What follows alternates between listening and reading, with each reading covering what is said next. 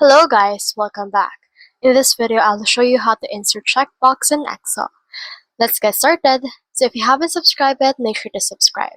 So I have in here this file in Excel, and in order to insert a checkbox, you need to head over and have a developer tab. However, you can see that I don't have a developer tab yet. In order to enable it, just click on this file, click on options right here, and you should be able to see this. Click on this customized ribbon and then scroll down right here until you can see developer, then click on OK. Now as you can see, developer has been added. Let's head over and click on developer right here, and then from in there you should be able to see in here a checkbox option. You can see in here this insert, and you can see in here some controls, and you can see in here the checkbox. So let's head over and add this on this particular part. Insert the checkbox right here, and then it should be added from in there. So you can also see in here some ActiveX controls as well. Now once you have done that, just draw the checkbox right here.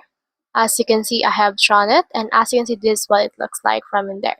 So you can head over and then copy it to how many rows you want it to be added, and you can head over and then just try to check it whenever you want. From in there, save your progress. So that's the whole process.